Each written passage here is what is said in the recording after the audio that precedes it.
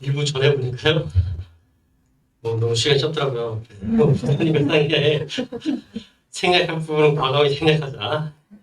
그래서 제가 좀 나누고 싶었던 어떤 묵상 부분을 잘 나누지 못해서 좀 아쉬워서 좀 생략할 부분을 생략하고 얘기를 하겠습니다.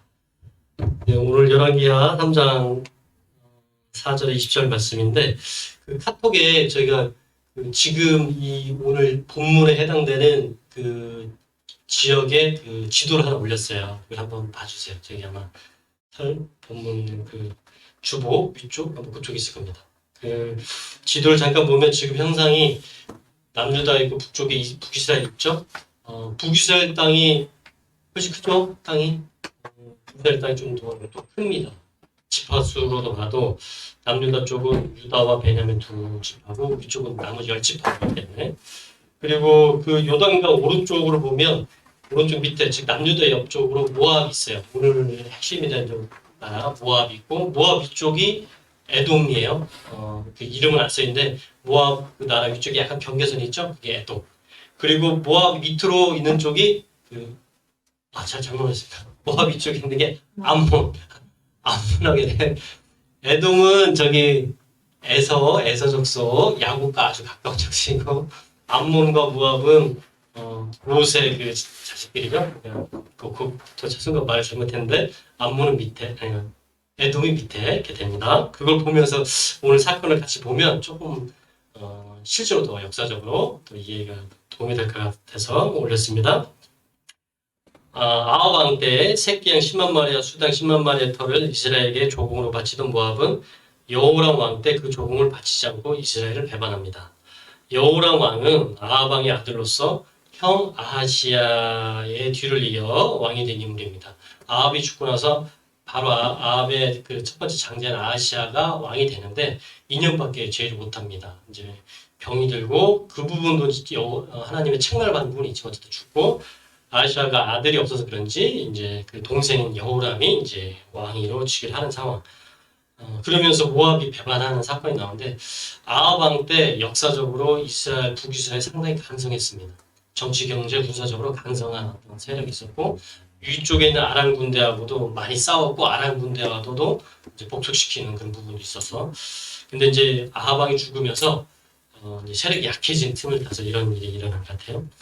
여호람은 모압을 징계하고자 하는 계획을 세우고 남유다의 여호사밧 왕에게 연합전선을 펼칠 것을 제안합니다. 7절을 보면 모압 왕이 나를 배반하였으니 당신은 나와 함께 가서 모압을 치시겠느냐 하니 이 제안에 대해서 여호사밧 왕은 흔쾌히 제안을 수용합니다. 7절을 보면 내가 올라가리이다. 나는 당신과 같고 내 백성은 당신의 백성과 같고 내 말들도 당신의 말들과 같으니라.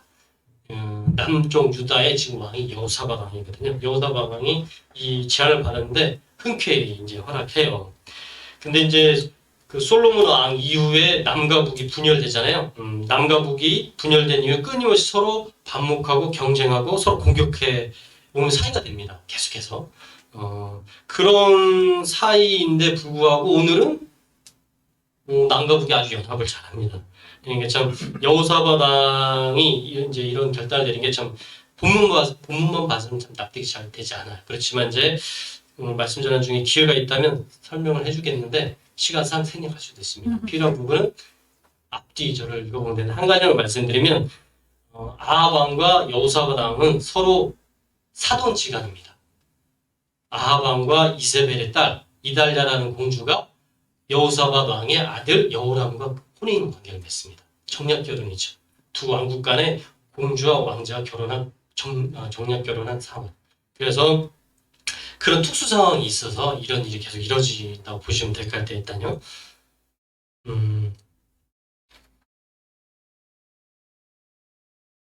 여호람의 제안을 수용한 남유다와 당시 남유다의 속국에 있던 에돔. 에돔은 여전히 아직까지 그 남유다의 속국, 다윗 왕 때, 솔로몬 왕 때 아주 강성했기 때문에 그때 기적으로 에돔은 거의 속국에 속했거든요. 그래서 남유다가 참전하니까 에돔은 뭐 의도하지 않게 끌려가는 것 같은 상황이. 그래서 연합국이 연합하여 모압을 공격하고자 합니다. 모압을 공격하는 경로는 아까 지도를 보시면 모압이 있으면 모압 위쪽, 모압의 북쪽 경로에서 쳐들어가는 것이 경로상 짧고 좋습니다. 지금 오늘 이제 여호사밧 왕이 이제 제안했던 방법은 에돔 광야길로 우회해서 돌아가자라고 이렇게 제안하는데 에돔이 지금 밑에 있잖아요. 그러니까 밑에 에돔 지역까지 내려와서 거기서 올라가는 거니까 군사들이 북이스라엘 같은 건 많이 내려와야 돼요. 내려오고 유다도 내려와서 같이 삼국의 연합 밑에서 올라가니까 경로가 먼데 왜 이런 경로를 택했을까? 그 북이스라엘 역사를 보면 북이스라엘과 끊임없이 반목하고 싸우는 그 나라가 북이스라엘 위쪽에 있는 다메섹을 중심으로 한 아람 국가야. 아람의 베나단, 하사엘만 계속 싸우고 역사를 조금 더 얘기하면 결국 그 아람하고 계속 반목하며 싸우는데 나중에 아시리아가 나타나면서 아람이 없어지고 아시리아가 북이스라엘을 멸망시킨 거예요, 과정이. 근데 북쪽 모압의 경로로 가게 되면 그 북쪽 경로에 누가 있어? 아람이 있어요. 아람이 강력하거든요.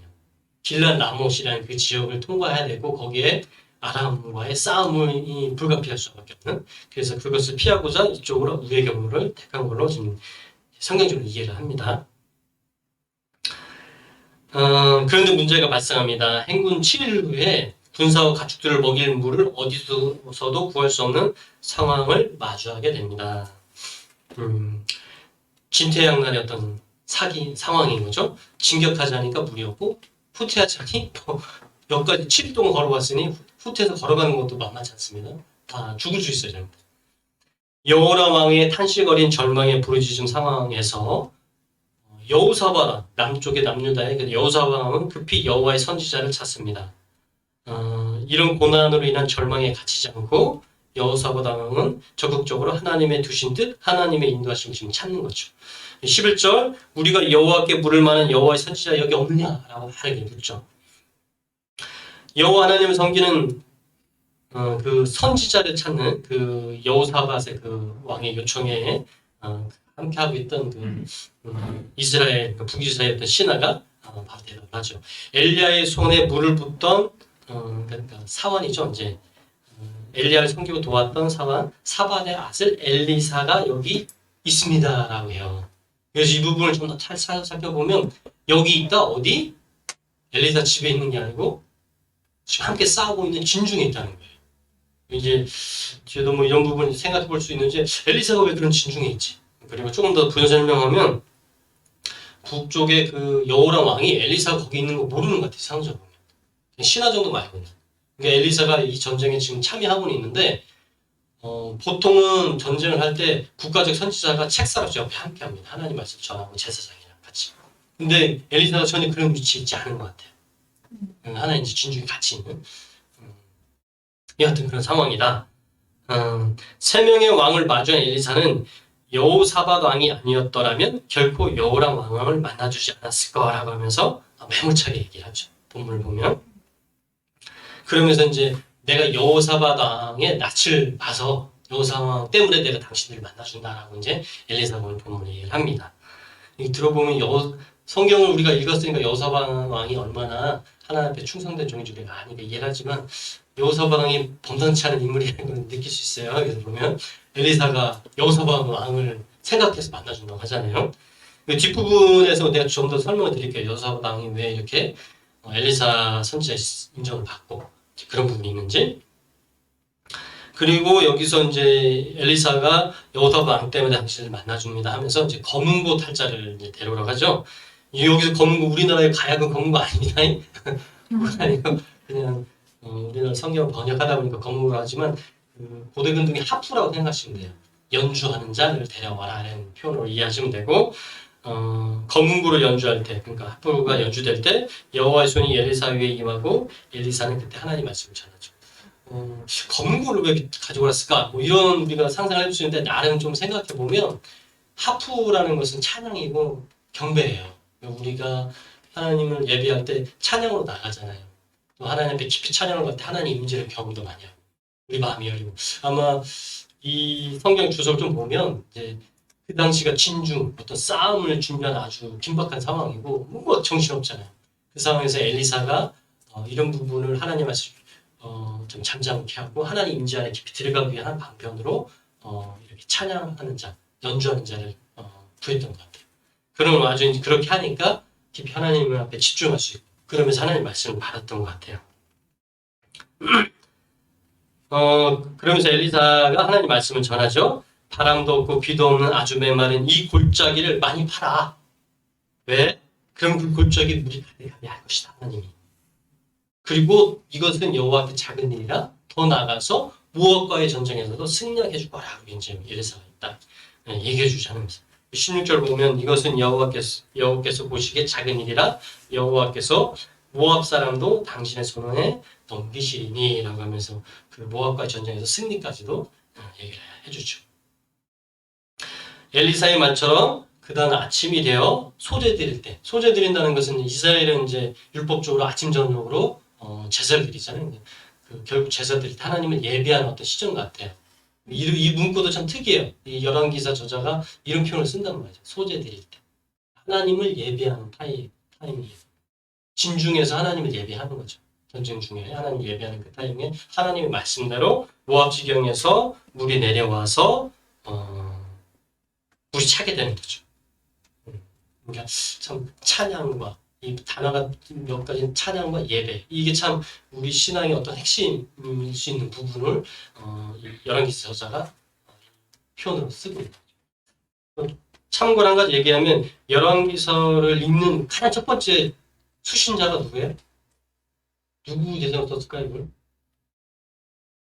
이게 그냥 참고로 이 열왕기서 같은 경우는 포로기에 있는 백성들에게 첫 번째로 일으키려고 그 당시 썼던 책이라고 알려져 있어요. 그러니까 수신이 어떤 상황이냐면 하나님께 잘못해서 멸망하고 포로로 잡혀간 이스라엘 백성들. 그래서 열왕기서나 역대상하를 보면 이런 부분, 왕들의 하나님 앞에 충성되는 것과 충성되지 않은 부분에서 아주 깊이 있게 다루고 이런 포인트들도 이제 나오는 거죠. 자, 그리고 해가 물에 비칠 때 모압 병사들이 물이 붉게 피처럼 보이게 되는 어떤 현상을 보게 됩니다. 그 지역을 가장 잘 이해하고 있는 사람들은 모압 병사입니다. 왜냐면 모압 지역이기 때문에 그 지역에 비도 없고 뭐 바람도 없는 상황에서 물이 있을 거라고 상상도 못했겠죠. 근데 저 지역이 뻘겋게 보이니까 이건 뭐 그냥 바로 오해하는 상황이 되지 않았을까. 오판한 상황이죠. 진중에 내분이 일어나서 아주 그냥 피비린내는 싸움이 있고 그 피로 흥분하거나 이렇게 오해한 상황. 이게 보면 하나님 어떤 섭리하심이 있는 걸로 그래도 이해가 돼요. 그 지역이 피로 뒤덮인 것처럼 보인다고 생각하고 바로 공격 들어가는데 뭘 지구나 잘하구나 하고 이제 바로 패퇴를 당하죠. 그래서 결국은 모압이 피하게 됩니다. 엘리사가 어떻게 이 진중에 함께 있었느냐는 것은 성경에서 명확하게 설명하지 않습니다. 왜 이렇게 함께하고 있는지. 그렇지만 다만 이제 본문의 내용을 보고 우리가 추측해 볼 수 있는 건 그거예요. 14절에 내가 만일 유다왕 여호사밧의 얼굴을 봄이 아니면 그 앞에서 당신을 향하지도 아니하고 보지도 아니하였으리이다 라고 해서 이제 엘리사가 이렇게 딱 얘기하는 걸 보면 여호사밧 왕과 그 남유다 그 군사들을 보호하기 위한 하나님이 하나의 준비된 예비하심이 아닐까라는 생각을 해봅니다. 이 본문에서. 그래서 그렇게 하나의 그냥 무명의 어떤 군사처럼 이렇게 참여하지 않았다. 그렇지만 이제 엘리사의 어떤 사역의 어떤 사역의 그 큰 시간 흐름상 보면 오늘의 큰 이 사건을 기점으로 엘리사가 본격적으로 북이스라엘의 국가적 선지자로서 활동하기 시작합니다. 그 전까지는 간간히 엘리야의 엘리야의 그 부름을 받고 엘리야의 제자로서 이렇게 선지자 활동하고 엘리야의 승천 이후에도 간간히 이게 이적을 해양에 하지만 잘 알려지지 않았어요. 그렇지만 오늘의 사건을 기점으로 그 다음 절들을 보면 본격적으로 홍보를 합니다. 그러니까 오늘 사건은 엘리사의 개인적인 어떤 선지자적인 사역이 국가적인 선지자 사역으로 확장되는 하나의 기틀이 되는 그 시점이었고 여호사밧 왕을 또 하나님이 도우시게 하나 예비하시는 걸 이해하면 될 것 같아요. 그래서 엘리사의 그 사역을 보면 훗날 바로 보는 게 이제 뭐 아람의 나아만 군대 장관의 문둥병을 고쳐주는 사건도 나오고 아람이 계속해서 이스라엘 쳐들어오는데 그것을 엘리사가 다 알아요. 그래서 다 이스라엘 왕한테 알려줘요. 지금 여호람 왕한테 다 알려주고 그 후에 왕한테 자꾸 알려줍니다. 그래서 그렇게 해서 아람 군대를 다 이겨냈거든요. 진짜 그러니까 국가적으로 아주 절대적으로 의지하는 선지자의 사역을 하게 되는 겁니다.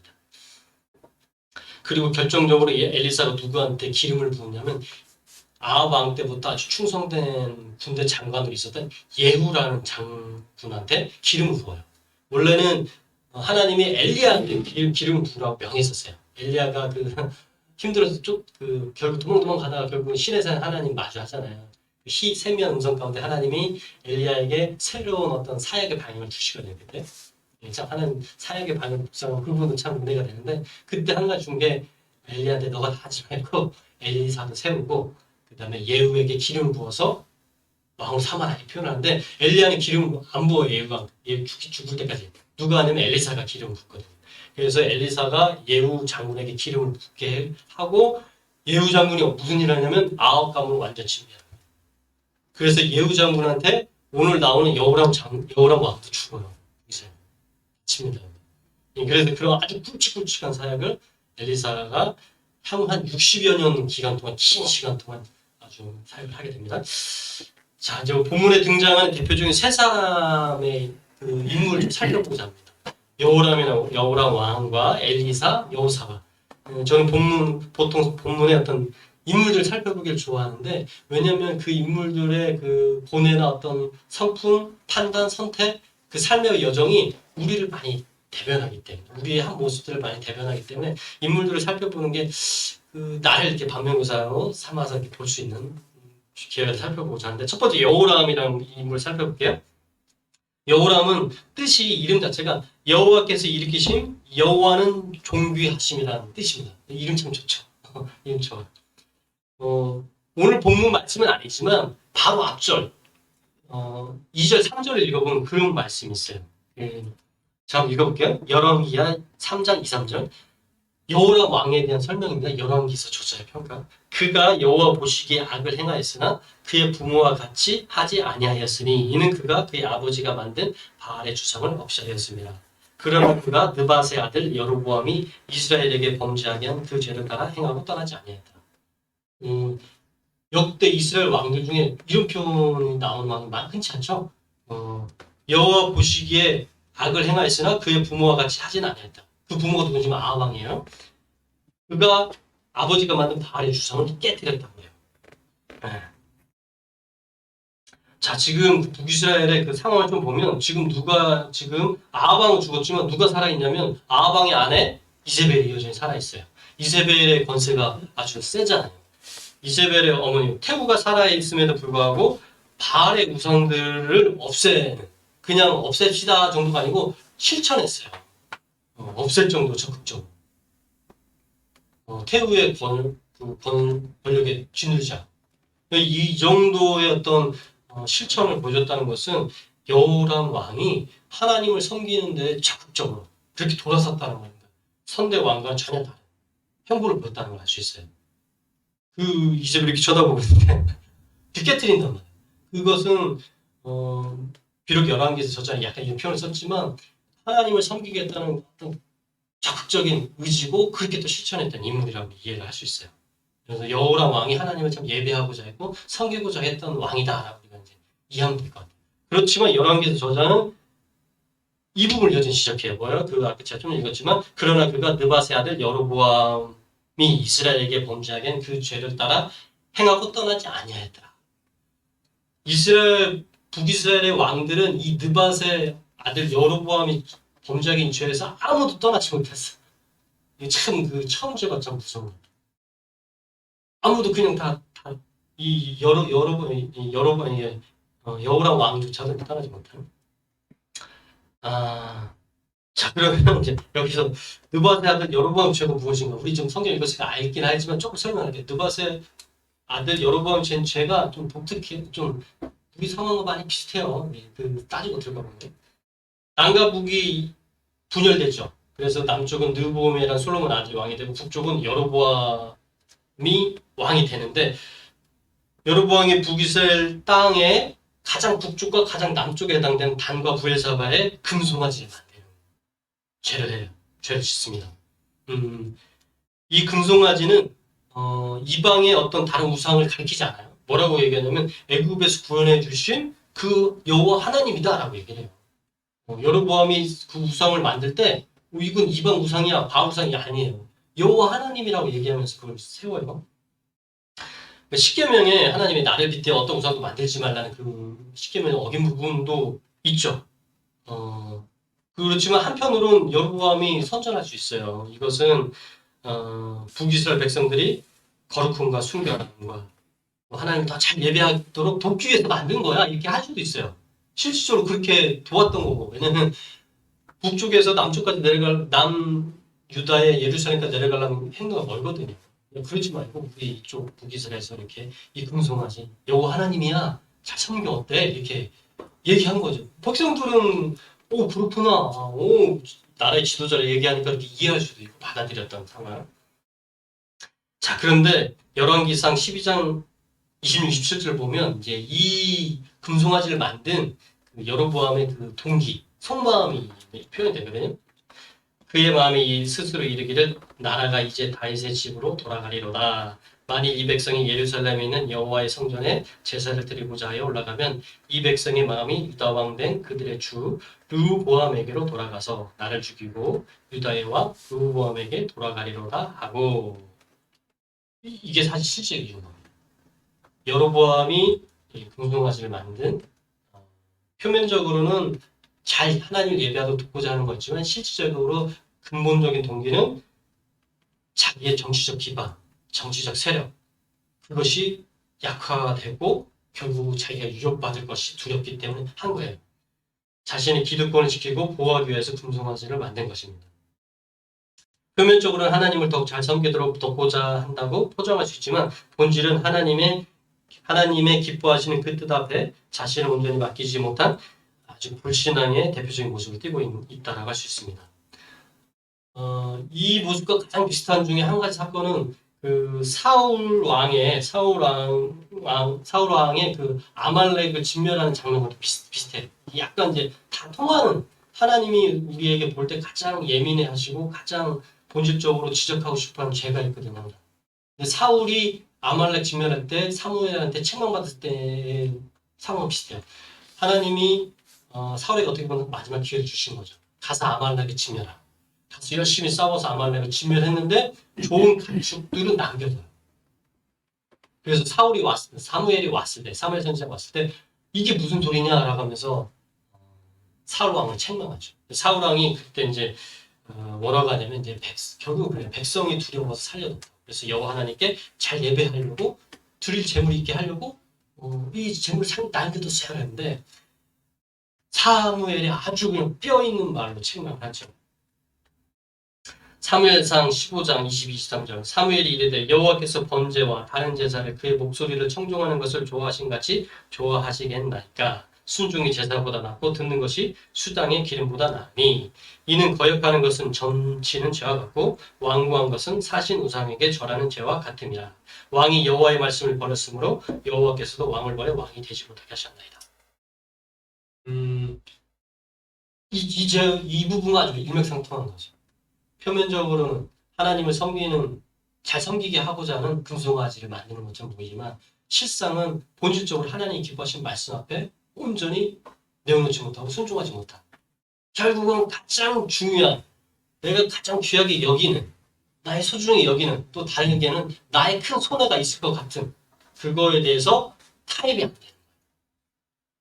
말씀 앞에 내어놓지 못하는 겉으로는 그럴 수 있지만 본질적으로 마음의 중심에서 나의 어떤 손해에도 불구하고 하나님 말씀 앞에 순종할 수 있는 거냐라는 그 질문 앞에서 여로보암이 무너진 거죠. 사울왕도 무너진 거고. 근데 이 부분은 참 여로보암도 그렇고 여호람도 결국 여기서 무너진 겁니다. 따지고 보면 여호람도 여로보암의 죄에서 벗어나지 못했기 때문에 하나님을 섬기기로 작정했지만 그 몇 대 선배들부터 계속해서 내려왔던 전통, 금송아지를 섬기는 전통 이것이 정치적으로 너무 좋거든. 이걸 버릴 수가 없어요. 이걸 버리면 자기의 정치적 기관이 무너질 수 있는 그게 현실이 보이니까. 그렇지만 하나님을 절대적으로 섬긴다고 하면 그것을 각오하고서라도 금송아지를 없앴어야 돼요. 사실. 이게 이런 상황이 사실 우리 일상에서도 있어요. 크고 작게. 있어요. 그것은 각자의 하나님이 주시죠. 자, 신앙의 모습을 띠고 있지만 자신의 이익과 손해 볼 것을 두려워하여 하나님을 이용하고 하나님의 뜻 앞에 서기를 거부하고 결국은 자신의 계획과 뜻대로 행하는 것. 결국 이것을 하나님 뭐라고요? 우상 숭배하는 것이고 점치는 건 죄와 같다. 라고 하시는 거예요. 그러니까 자기의 생각을 고집하고 자기의 뜻을 계속 따라가는 게 결국 하나님의 눈의 입장에서 볼 때는 우상의 죄와 같다는 것이죠.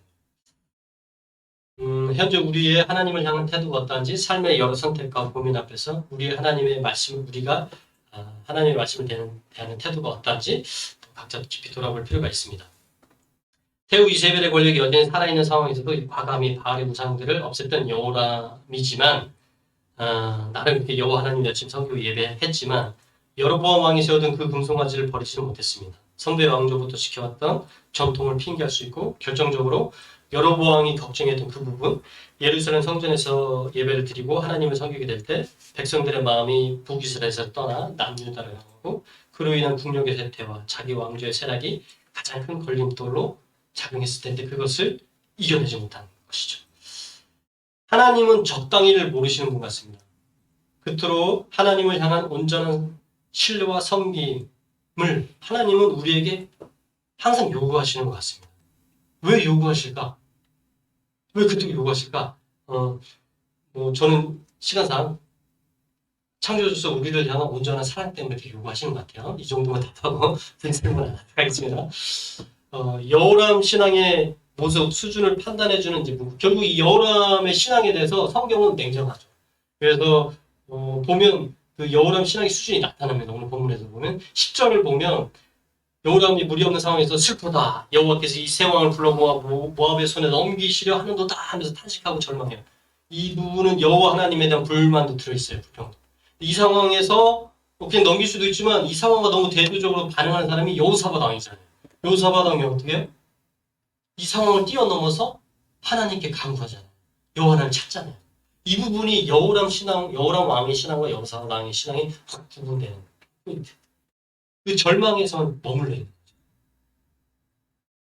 똑같은 상황에서 여호사밧 왕은 여호와 하나님의 선지자를 찾고 적극적으로 하나님의 두신 뜻 인도함을 구하고 있는데 반해 여호람은 절망과 탄식의 자리에 머물러 있는 모습을 보입니다.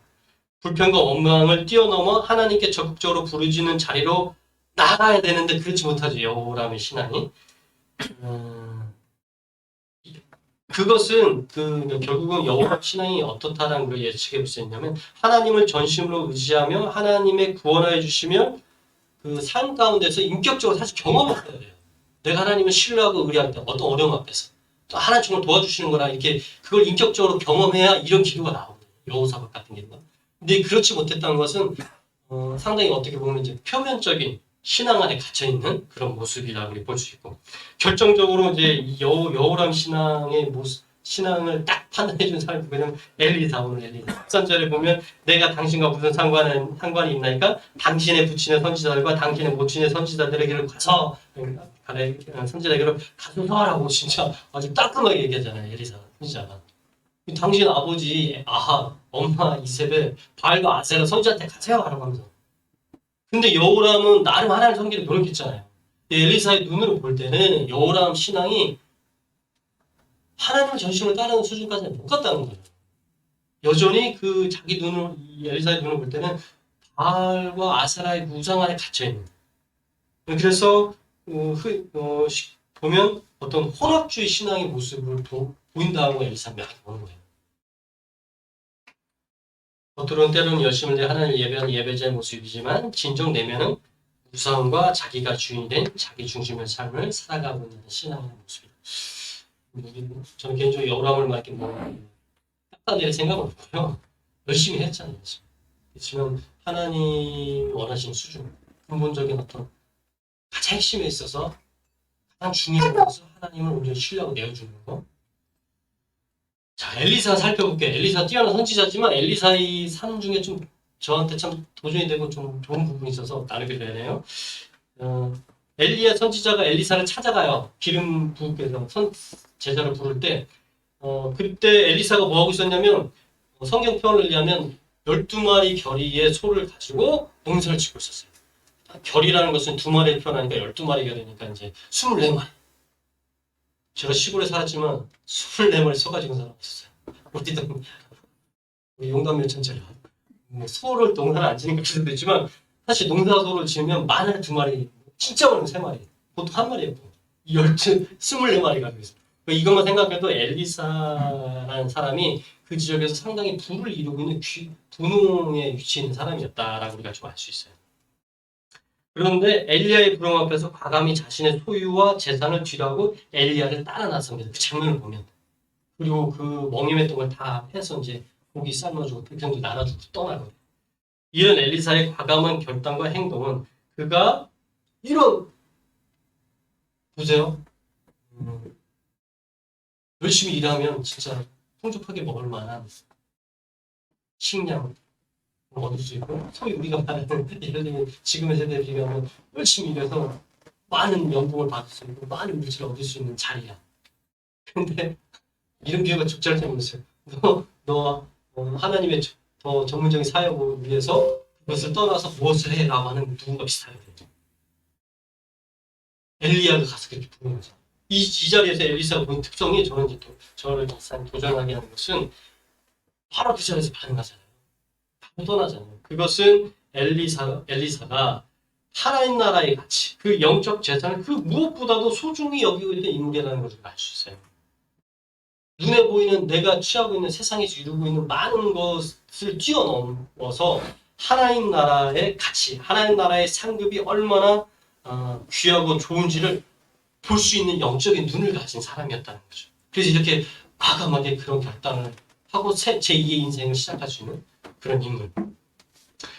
우리가 하나님 나라의 가치를 위해 주님의 뜻을 이루는 것에 우리의 모든 것을 쉽게 던지지 못하는 것은 하나님 나라의 가치를 진정 소중히 여길 줄 아는 그런 하나님 나라의 가치를 제대로 볼 수 있는 영적 해안이 우리가 흐리기 때문에 그렇거든요. 이거 명확한 거죠. 이게 좋은 건 줄 알면 바로 택하잖아요. 그러지 못하는 것은 하나님 나라의 그 가치, 하나님 나라의 그 상급이 얼마나 귀한지 볼 수 있는 그 우리 눈이 흐리다는 거죠.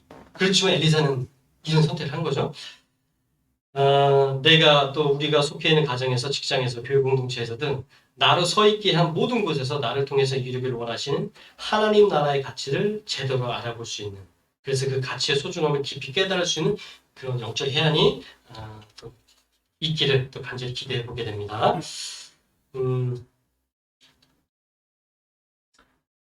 그래서 비록 우리의 삶에서 수고로움이 더해지고 잃어버리고 포기해야 되는 것도 늘어가지만 엘리사도 그랬잖아요. 포기하게 되는. 그러나 그런 수고로움과 손해를 훨씬 뛰어넘는 하나님 나라의 생명을 우리 삶에서 실질적으로 맛보고 성취해가는 은혜가 우리 지도자 가운데 있기를 또 소망합니다. 엘리사는 엘리야의 수제자이면서도 결국 볼만하지 않았어요. 그 대표적인 사건이 뭐냐면 엘리야가 승천할 때 갑절의 영감을 구하거든요. 근데 갑절의 영감을 구한 이유가 그 엘리야를 부르는 표현에서 나오는데 이스라엘의 마병이에요. 이스라엘의 병거라는 표현을 해요. 엘리야가 감당했던 그 사역이 엘리사의 눈으로 볼 때 너무 위대하고 엄청난 거예요. 이스라엘을 지키는 대선지자의 모습. 근데 그 대선지자의 사역을 감당하는 이어받는 자기로서는 엄두가 안 나는 상황. 그런 마음인 그 상황에서 엘리사가 했던 것은 갑자기 영감을 줬어요. 그래야만 당신과 같은 사역을 내가 그나마 해볼 수 있을 것 같다는 겸손함. 그런 겸손함을 가지고 있던 인물이기도 하다. 그리고 좀 더 얘기하면 엘리사가 구약의 많은 선지자 중에 가장 많은 이적과 기사를 했던 선지자예요. 뭐 별의별 기적이 많아요. 그리고 특징적인 거는 대부분이 그 기적과 기사들을 베풀었던 대상이 가난하고 소외된 사람들이 많이 집중돼 있어요. 뭐 가난해서 뭐 덕기 잃어버리고 먹을 게 없고 그리고 먹여주고 그리고 예수님이 행했던 오병이어 기적을 구약 선지자 중에 유일하게 했다는 선지자이게 돼요. 보리떡 20개와 채소떡을 하나 가지고 100명을 먹이는 사례예요. 예.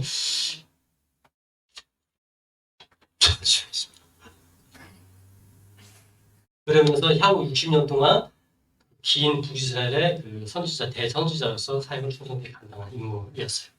마지막 여호사밧 왕을 좀 살펴볼게요. 여호사밧 왕은 남유다의 네 번째 왕이에요. 이스라고. 그리고 이름 뜻이 하나님은 심판하신다라는 뜻. 아주 좀 좋은 이름을 가지고 있어요. 여호사밧 왕에 대해서는 열왕기서보다는 역대서에 훨씬 많은 양이 할애되어 있습니다. 역대서 저자가 엄청 좋아하는 왕 같아요. 이 양이 너무 많아. 그리고 뭐 상당히 좋습니다. 한 일례로 역대 17장 3, 4절 여호와께서 여호사밧과 함께 하셨으니 이는 그가 그의 조상 다윗의 처음 길을 행하여 바알들에게 구하지 아니하고 오직 그의 아버지의 하나님께 구하며 그의 계명을 행하고 이스라엘의 행위를 따르지 아니하였습니다. 이게 이제 대표적 한 구절인데 여호사밧 왕이 다윗 왕의 길을 행하는 아주 충성된 하나님의 충성된 왕이었다는 거죠.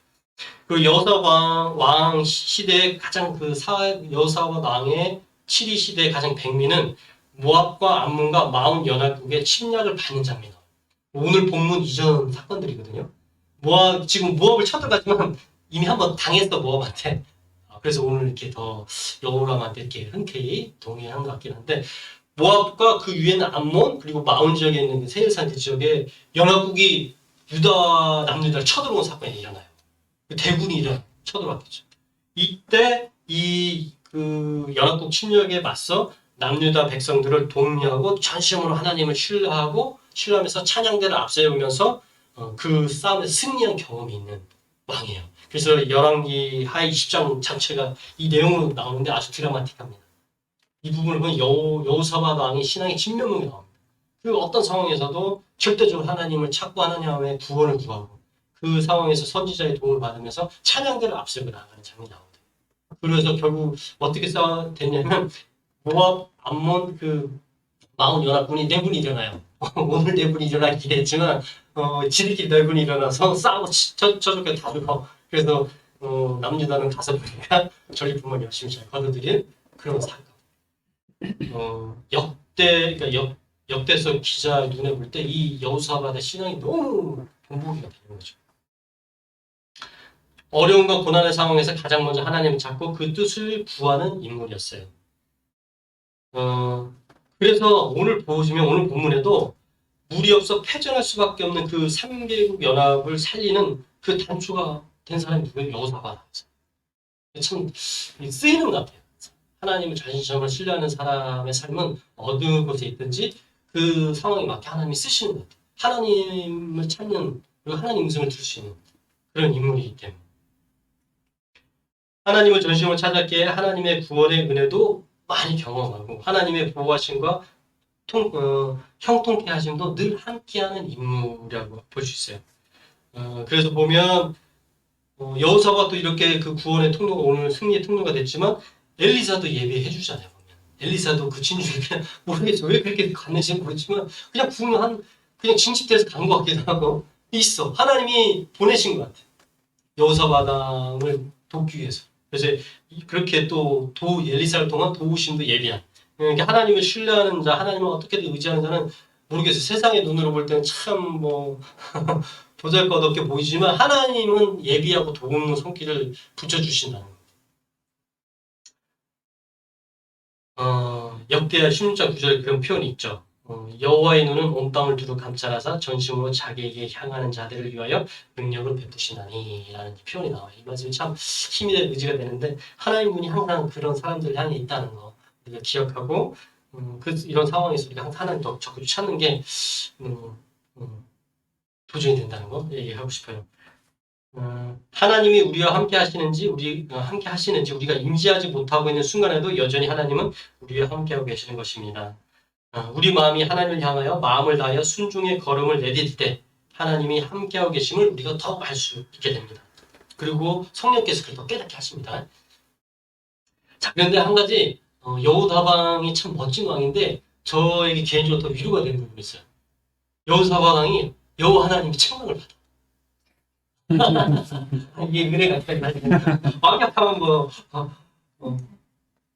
실수한 부분이 뭐에 책망을 받냐면 오늘 본문하고 사실 연관이 좀 돼 있어요. 여호사밧 왕이 오늘 아합의 아들인 여호람 왕과 연합전선을 피는데 이게 한 번만 있는 게 아니에요. 아합 왕 때도 이 연합전선을 하면 또 해. 아합이 사돈지간이 됐잖아요. 그래서 여호사밧 왕한테 누굴 이번에 치냐면 그쪽 아람 군대 길란 나머지를 함께 치자고 그래요. 그래서 여호다바당이 대답을 하는데 오늘 여호람한테 대답한 내용이 똑같이 있어요. 아주 열왕기서 저는 이걸 좋아하는 것 같아요. 그 악의 반복성이나 어떤 문제되는 부분에서 대답 똑같이 해요. 나는 당신의 백성이고 내 백성이 당신 백성이고 내 말이 당신 말. 이 말이 똑같이 있어요. 아합한테 똑같이 대답을 하고 전쟁에 나가거든요. 근데 그때 전쟁에서 어떻게 됐어요? 아람한테 패하고 아합은 죽어요. 그리고 여호사바당은 그냥 겨우겨우 그냥 예루살렘 돌아오거든요. 예루살렘에 돌아왔을 때 그때 역대하 19장 2, 3절에 보면 하나니의 아들 선견자 예후, 여기서 예후는 예후 장군 아니고 그냥 선지자 예후입니다. 예후가 나가서 여호사바당을 만약 이르되 왕이 약한 자를 돕고 여호와를 미워하는 자들을 사랑하는 것이 옳으니까 그러므로 여호와께로부터 진노하심이 왕에게 임하리이다 라고 이 책망을 받아요. 여호사바당이 나름 열심히 북이스라엘과 화친하기를 노력했던 왕이 의도가 있었던 것 같아요. 통일왕국을 꿈꾸면서 그런 의도도 있고 또 사돈도 맺었고 그렇지만 하나님은 명확하게 얘기하시는 거죠. 그런 판단이 잘못된 거다. 그렇지만 여기에 또 선지자가 또 위로 말씀도 해요. 그러나 왕에게 선한 일도 있으니 이는 왕이 아스라엘 목상들을 이 땅에서 없애고 마음을 기울여 하나님을 찾음이니라 했다. 완벽한 사람은 없는 것 같아요. 그래서 하나님을 부족한 중에서 절대적으로 찾는 거 이게 참 중요하다는 생각을 하게 됩니다. 이 세 사람 인물을 살펴봤는데 한번 각자 또 적용해 보시고요. 마지막으로 오늘 이제 제가 한 가지 더 주제를 살펴보고자 합니다. 시간 관계상 부연 설명 안 하고 그냥 쭉 읽도록 하겠습니다. 말씀을 마무리하기 전 한 가지 주제를 더 살펴보고자 합니다. 저희 개인적인 생각으로 오늘 본문의 여러 이야기 중에 핵심적인 이야기, 어떤 사건은 오늘 본문의 이야기가 아주 드라마틱하게 만드는 핵심적인 사건은 무리 없는 상황이라고 저는 봅니다. 본문의 사건들이 일반적인 침략 전쟁으로 기술되지 않고 살아계신 하나님의 개입, 구원하심이 있게 하는 큰 역할을 한 것이 바로 무리 없는 상황입니다. 예상치 못했던 일, 자신의 능력으로 잘 해결되지 않는 커다란 문제들, 곧 어떤 고난의 상황이 하나님의 개입을 이끌어내는 통로가 된 것입니다. 우리 그리스도인들뿐만 아니라 세상의 모든 사람들은 크고 작은 고난 앞에서 어느 누구도 자유롭지 못합니다. 성경에도 많은 부분에서 고난에 대해 이야기가 나옵니다. 제가 성경 앱에서 저 개인 성경 앱이 있는데 핸드폰에서 고난이라는 단어를 검색으로 쳐서 딱 검색해 보니까 총 117번의 구절에서 고난이라는 문구가 나옵니다. 그걸 보면서 한 가지 제가 느낀 것은 성경에서 고난을 빼고는 얘기가 안 되는구나. 우리 삶에서 고난을 빼고는 얘기가 안 되는구나.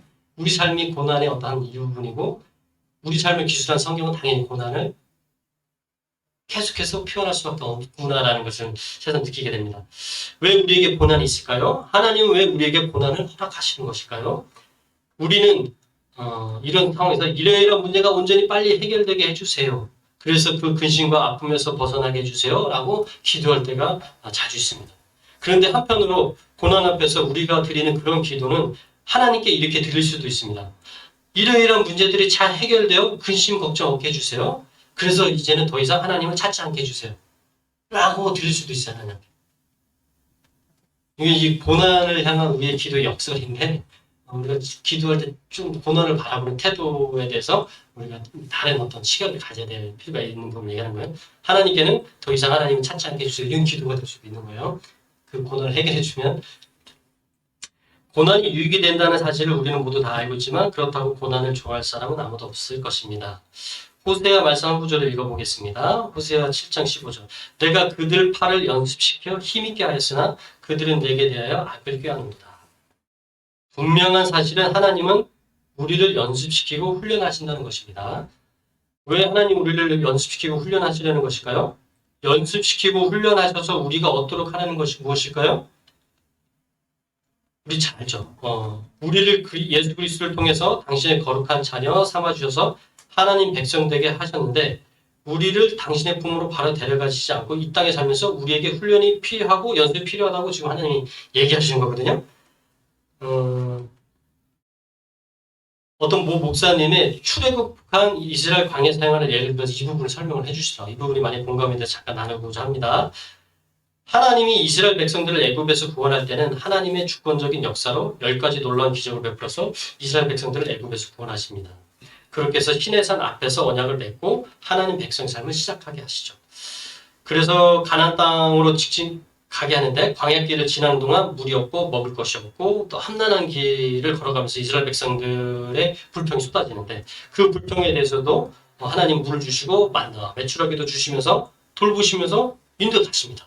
그런데 가데스 바네아라는 지역, 그 지역 가나안 땅 들어가기 바로 직전 거기에서 가나안 땅을 정탐하게 하고 가나안 땅을 정탐하고 돌아온 정탐꾼들의 그 보고를 들었는데 그 정탐꾼 믿음 없는 그 원망의 보고에 대해서 이스라엘 백성들이 동조하고 여기서 우리를 죽게 한다면 하나님을 원망한 장면이 나오죠. 근데 거기에 대해서 하나님이 이전 광야 인도할 때 물 없다 먹을 거 없다 할 때 그때 다 물 주시고 먹을 거 주시면 인도했거든요. 혼내기도 하셨지만 그래도 다 했어요. 그렇지만 가나안 땅을 들어가는 바로 이 시점에서는 하나님이 여기서는 태도가 바뀌시죠. 하나님이 용서하지 않으시고 20세 이상의 성년 세대가 40년 동안 광야 생활을 하도록 명하고 그 생활하는 동안 다 죽게 놔두시죠. 애굽에서 주권적으로 구원해 주시는 상황, 그리고 광야에서 백성들의 불평에 불구하고 필요한 것을 제때제때 공급해 주는 하나님의 인도심과 비교해 볼 때 유독 가나안 땅에 들어가는 것에 있어서는 하나님이 상당히 엄청나게 엄하게 다루신다는 것을 알 수 있습니다. 결국 이스라엘 백성들은 40년의 광야 생활을 지나면서 기존 세대가 죽고 남은 세대가 여호수아 장군과 함께 어떻게 바뀌었어요? 하나님의 전심으로 신뢰하고 사랑하고 섬기는 순결한 하나님의 제대로 된 백성으로 광야 생활을 바뀌었잖아요. 그래서 이제 신명기서 8장 2, 3절에 그 모세가 이제 마지막 그 표를 쓰죠. 내 하나님 여호와께서 이 40년 동안 내게 광야길을 걷게 하신 것을 기억하라. 이는 너를 낮추시며 너를 시험하사 내 마음이 어떤지 그 명령을 지키는지 지키지 않는지 알게 하심이라. 너를 낮추시며 너를 줄이게 하시며 또 너도 알지 못하면 내 조상들도 알지 못하던 만나를 내게 먹이신 것은 사람이 떡으로만 사는 것이 아니요 여호와 입에서 나오는 모든 말씀으로 사는 줄을 내게 알게 하심이라. 40년의 광야 생활을 통해서 어떠한 상황에서도 당장 필요한 떡을 선택하기보다는 여호와 하나님의 뜻을 먼저 구하고 그 말씀을 따라 살며 또한 그런 삶이 가장 가치 있는 삶임을 이스라엘 백성들이 뼛속까지 배우도록 하신 거죠. 애굽의 숙박 아래서 빠져나오게 하신 것은 하나님의 전적인 구원의 역사를 이루어 주시지만 하나님 백성으로서의 그 장성한 분량으로 성장하는 것은 결코 하나님의 한순간에 짠하고 이루어주시지 않는다는 것을 우리는 이 사건을 이스라엘의 역사를 통해서 알 수 있습니다. 이스라엘 백성들이 줄이고 낮아지고 어려운 고난을 통과하는 훈련을 통해서 배우고 성장해 가야만 하는 것을 우리가 알 수 있는 겁니다. 이 원리가 그대로 우리에게 적용되는 거죠.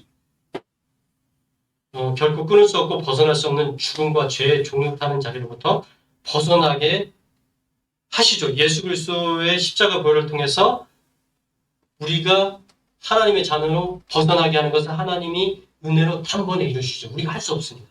그 주권적 은혜로 단번에 이루어주시지만 예수 그리스도의 장성한 분량으로까지 자라게 하는 것에서는 철저히 시간을 들여 우리의 인격이 변화되고 하나님을 알아가며 하나님을 사랑하고 신뢰하도록 훈련해가면서 긴 시간 동안 그렇게 하나님이 역사하시는 거예요. 이건 명확한 것 같습니다.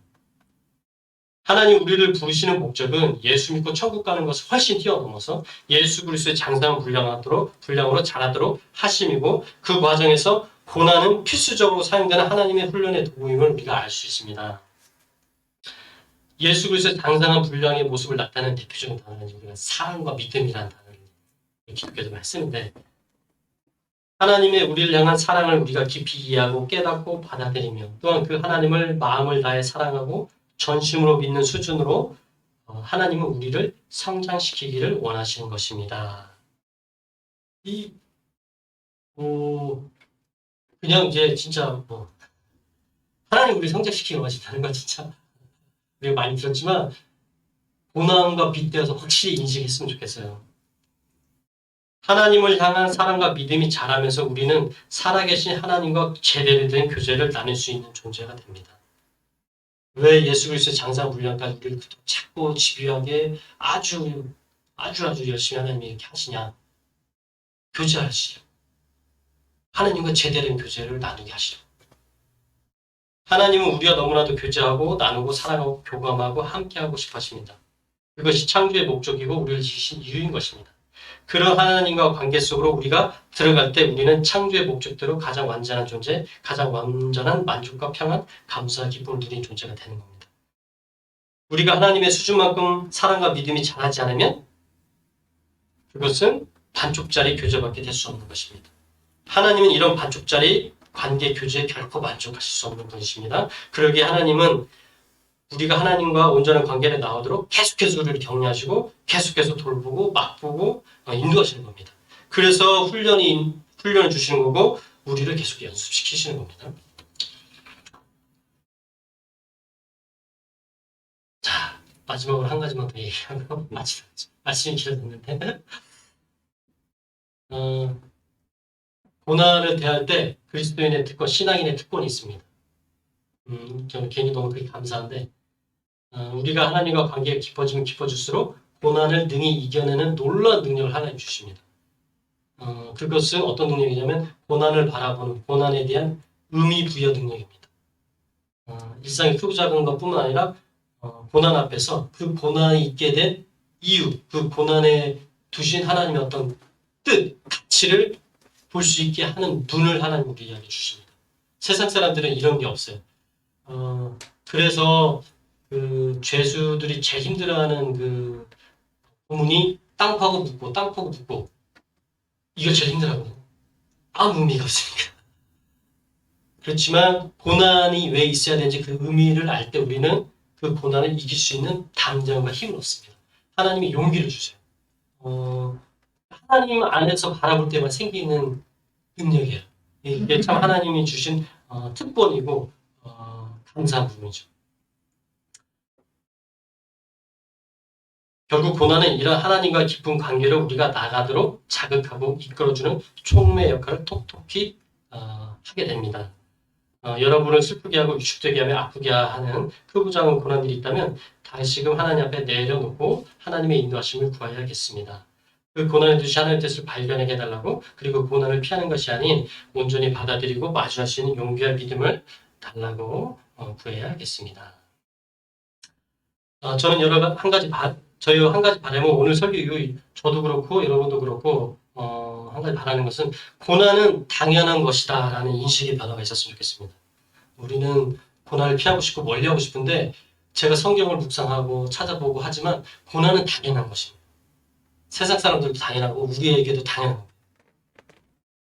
그러면 고난을 바라보는 태도에 있어서 왜 이런 상황이 있는지를 하나님께 묻고 또 이런 과정을 통해서 나로 어떻게 더 성숙하고 더 예수를 장성한 분량까지 자라게 하시는지 하나님의 뜻이 있겠다라고 하는 그런 인식의 변화, 시각의 변화가 그냥 자동적으로 있었으면 합니다. 그럴 때 우리가 고난에 대한 태도가 다르고 더 적극적으로 고난을 감내할 수 있지 않나라고 생각해 보게 됩니다. 마지막으로 말씀 하나 읽고 마치도록 하겠습니다. 로마서 5장 2, 3절 말씀인데 또한 그로 말미암아 우리가 믿음으로 서 있는 이 은혜의 들어감을 얻었으며 하나님의 영광을 바라고 즐거워하느니라. 다만 이뿐만 아니라 우리가 환난 중에도 즐거워하다니 이는 환난이 인내를 인내는 연단하는 소망을 이루는 줄 압니다. 말씀을 마치도록 하겠습니다.